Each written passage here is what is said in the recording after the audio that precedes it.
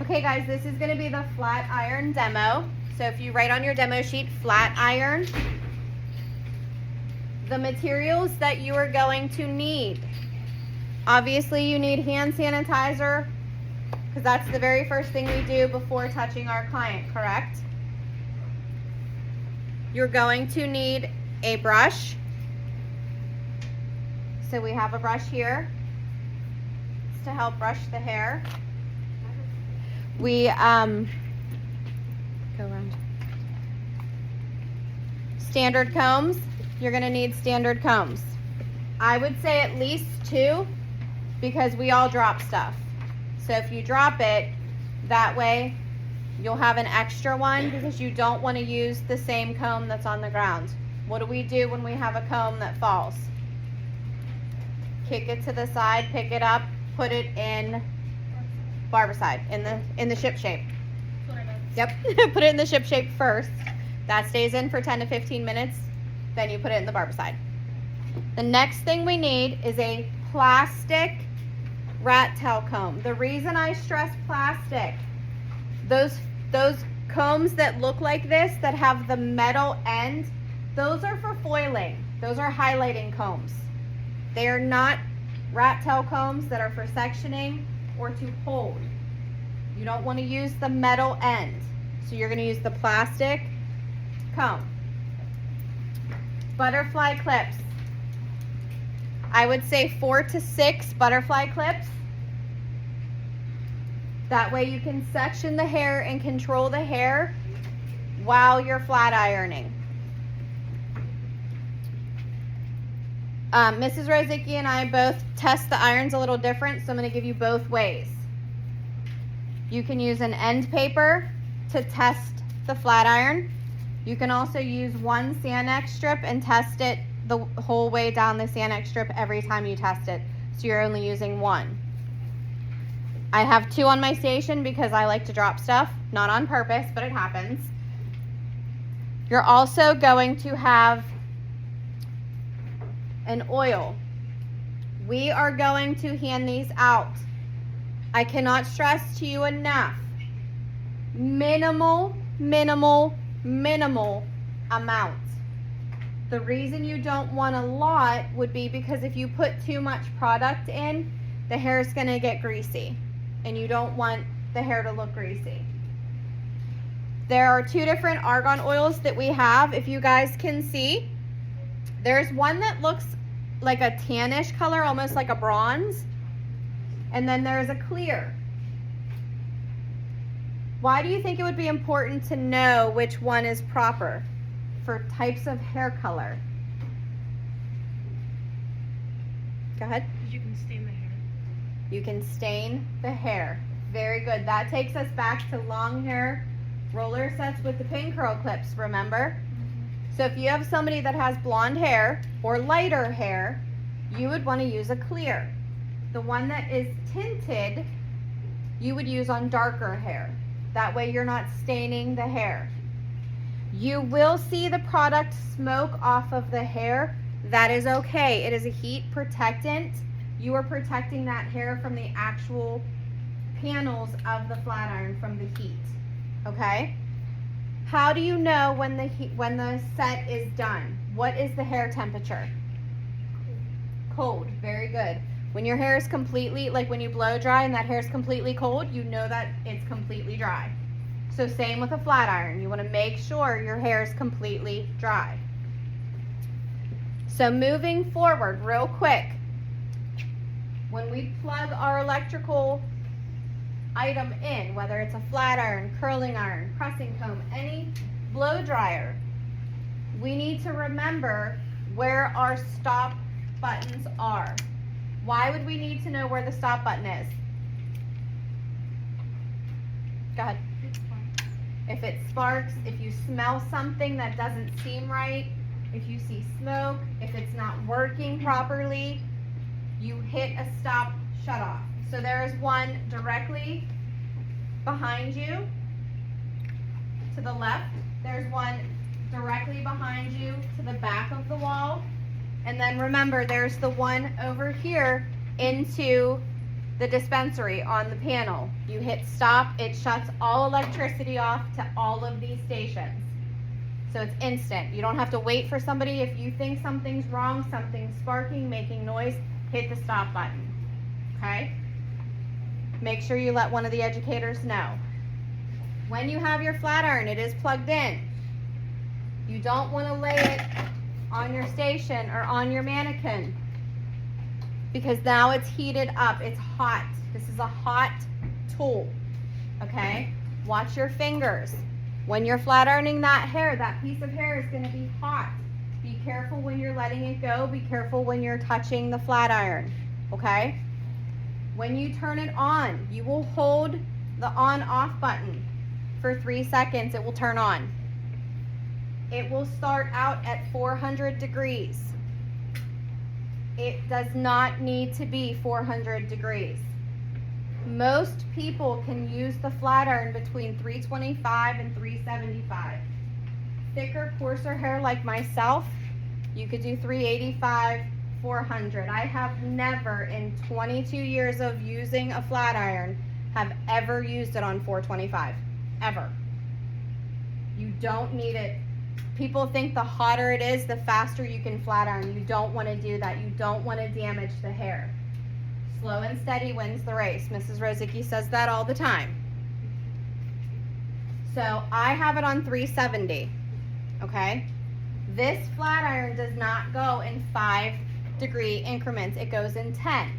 So if I'm noticing 370 isn't working enough, I'm going to hit that plus button up one. It will take it to 380. There are mats on all of the carts. They are plastic silicone mat, or they're silicone, not plastic, I'm sorry. Silicone mats. You can place it on here and it won't burn it. It is there so that you don't burn the top of the roller cart. If you see, some of the roller carts have marks on them from people setting hot tools down on them. This can burn you. You have to be very conscious of where you're placing it and what you're doing. If it's too hot, you will place this on there, it will turn it brown. It did not turn it brown, so you're safe to use it, okay? You literally just put the flat iron paper or the flat iron panels around the paper and you insert it to test. You test every time. It's extremely important because if you accidentally are holding your flat iron and you're holding that plus button and you don't realize it, you can push that heat up real quick, or you can turn it down and not realize it. So if it's cold on your end paper, you know something's wrong with your flat iron as well because you know it's supposed to run hot. Okay, so it's extremely important. The other thing we're going to learn how to do is hold your comb at all times in your hand while flat ironing. It is extremely important to always put the comb against the client's scalp in front of the flat iron. So it's going to look like this, comb, flat iron, okay? Why would we do that, Ariana? So we don't burn the client's scalp. That is absolutely 100% correct. When I'm going in and I'm really close to the edges or I'm close to the scalp, I will slightly blow a little bit on the flat iron. Like as I'm doing it, you'll see me go. It's just to kind of calm that area by the scalp. You don't have to do that if you don't want to. It's just a habit that I do to protect an extra layer of protection. So, does anybody have any questions so far? So right now our mannequin is completely draped. We have the proper draping on it for the client's protection. It has been completely blow dried, and now we're ready to move on to the flat iron, okay? So the first thing I'm going to do is sanitize my hands. So you sanitize your hand is step one. Step two, I like to brush through to make sure that there's not a ton of knots in the hair and that it's easy for me to section the hair. I section the hair into 3 sections. I do the sides and then I do the back. You always start at the nape of the neck and you work your way towards the top of the scalp. okay? So before I put the clips in and section the hair, I'm going to use my oil. You literally just put a little bit. A little bit goes a long, long way. I rub it on the fronts and the backs of my hands. Why do you think I do it on the back? Go ahead. Are you sure you run the back of your hand against the hair? It's so you can get even distribution. Every part that my hand is touching will have product on it. You can see they're nice and shiny. That's going to go into the hair. So I'm going to go in and put it all over nicely. Remember, this is your client. This is Miss Mary. You are very gentle with your client. Working away from the eyes, away from the face. You don't want to get product in the face. So I'm going from ends, going through, working my hands completely through the hair to make sure all of that hair is saturated.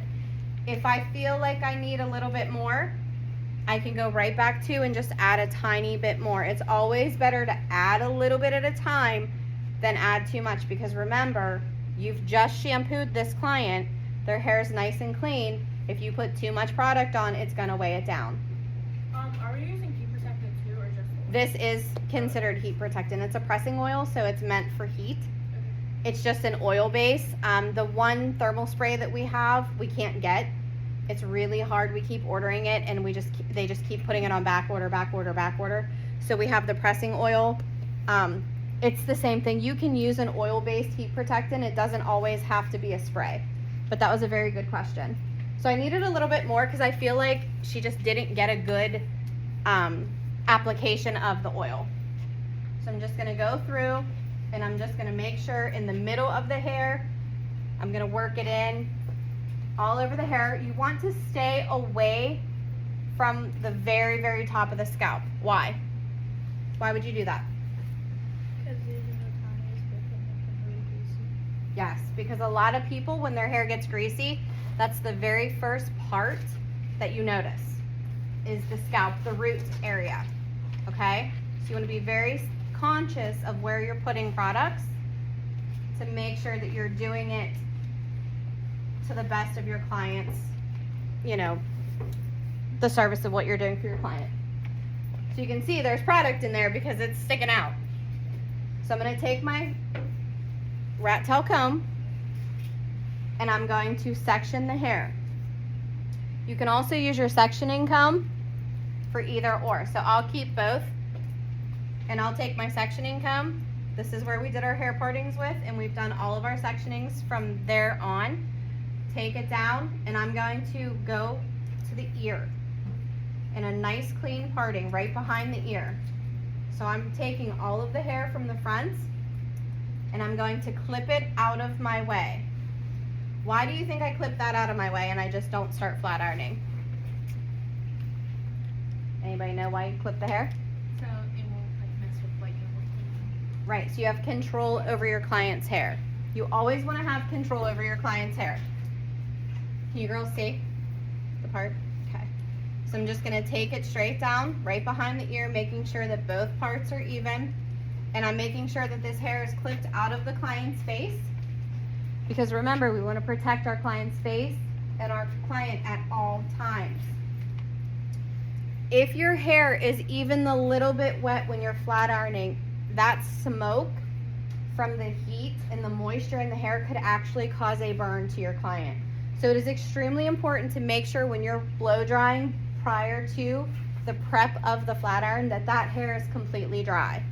Okay? Your hair will smoke with a product. That's that product coming off. So it's very important to always use the comb, protect the client's scalp, protect the client's face. So now I'm going to start down at the nape. Ooh, she has a little cut right there. So I'm going to go up a little bit further than where I would start because she has a chunk of hair missing. She does? Where? On the side. No. Yeah. What happened? Patch test gone wrong. Did you hear me? I said patch test gone wrong. Strand test, Yeah. Fell out. Or strand test, yeah. See? Right here. Well, that's what can happen. Yep. And also, With just flat with a iron, flat iron, you could actually do that. You could burn the client's hair if the temperature is too hot for their texture of hair, and you could melt the hair off. We don't want to do that. There's a video that went around a few years ago, a girl with a curling iron. Yes. Have you ever seen She that? sat there with the curling iron like this, And then it just, and she was like, fell off. 1, 2, 3. yeah. Oh my God! Oh my God! Fell right And then off. turned the video off because her hair was on the curling iron. Because she was literally counting like 1 Mississippi, 2 Mississippi, like way too long. And it was just like, ching, gone. All gone. So the video, you know, she obviously stopped the video because she was not expecting that to happen. So just be cautious. Like, I know I keep saying it's a hot tool. It's a hot tool. That's exactly what it is. It's hot. You can burn the hair. And our job is to always do every service the safest and the most sanitary as possible for each and every client. That is your number one rule on doing any service. Okay? So the first thing I'm going to do is I'm going to, anybody know? What's the first thing I'm going to do? Yes. Test my flat iron. So I'm going to grab my flat iron. I'm checking the temperature. I always do that too. I always check because sometimes we get in the habit and we're doing it and we're not paying attention. And like I said, you can hit that plus and minus very quickly. You can also hit the power too, so then it just shuts off. So you're going to take your paper and you're going to test the heat. Remember, if Mr. Eshelman, call extension 200. Mr. Eshelman, call extension 200. if it turns brown, it's too hot. Okay, so we're good. I'm then going to take my comb and I'm going to take a very small section of the hair. Can you guys see the small section I'm taking? It's literally like maybe 1 inch wide and 1/4 inch in thickness. If you get the hair and you do too thick of a parting, your top and bottom layer of the hair will get straight from the flat iron, but the middle will not because the heat cannot get through a very thick parting. So you have to take your time. This is a time. We don't need to rush through it. We just need to slow partings, nice and even movement, scalp to end, release it, scalp to end, done. 2 passovers. Okay, if the hair is very, very fine, you might only need 1 passover. If the hair is a little thicker, you'll do that 2 passover. Okay? So because I was talking, I could have hit the button. I want to retest just to be safe. It is extremely important. I'm aware of my surroundings. I'm aware of my flat iron. I'm aware of the electrical outlet. Okay, that's all something that I'm thinking about throughout this service. So I'm taking my section. I'm going to put the comb up against the scalp. Can everybody see that? It goes right up against the scalp where my parting is. Can you guys see? And I'm going to insert the flat iron and I'm going to follow it down with the comb. Okay, did you see how I just one even down? Scalp to end. You can smell there's a scent in the air now. That's that product. That's okay. Okay, when in doubt, hit the stop button or grab Mrs. Rozicki or myself. But 9 chances out of 10, you're gonna see a lot of smoke from the product. If you see smoke from your tool or the outlet, stop button emergency, okay? So we're gonna do it one more time. I'm gonna put that comb up there. I'm gonna get that flat iron in and I'm just gonna come down. Nice and easy. Notice I don't burn my comb. You may see combs melt a little bit. They're not supposed to, but you may see it. That means you're right up against those plates, those metal plates. Okay? You want a little bit of space in there for air to get in there so that you don't melt your comb. Okay? Any questions so far? So we're gonna just keep going through. I'm gonna take my next section. I comb a little bit just so that I have, you know, nice smooth hair. Put the comb up against the scalp. Place the flat iron. And I just bring it through the ends. Then I'm gonna go back in. You can comb it one more time. The more you comb it though, you can get static. just want to bring it straight down, nice and smooth. Okay? See how it's nice and smooth? Yes. Do you want the comb underneath the flat iron or above it? So I want it right here, up against the scalp. Once I move away from the scalp, sometimes I'll pull the comb down to the bottom to help the flat iron slide through when I'm away from the scalp. It's your preference. If you want it up above the whole time and down, you can do that. I notice when you move it from the scalp to underneath, you can slide through the hair very quickly and smoothly. The reason you want to do that is you don't want to hold the flat iron in the same spot for a long period of time. You don't want to be on one of those videos where you're like, oops, and you never want to say oops in front of your client. Or, I'm oh! on a plane. Yeah. So, yes, So you're a lefty, right? I am a lefty. But you hold the flat iron in your right hand. I do. I hold all my tools in the right hand because this is where I have control. So when I'm cutting, my scissors are in my left hand. So you guys, and I'll try to do it. So I'm going to try. Okay? So don't laugh. But I'm right-handed. I hold the flat iron in my right hand, and I use the comb in my left. So it's all what you're comfortable with.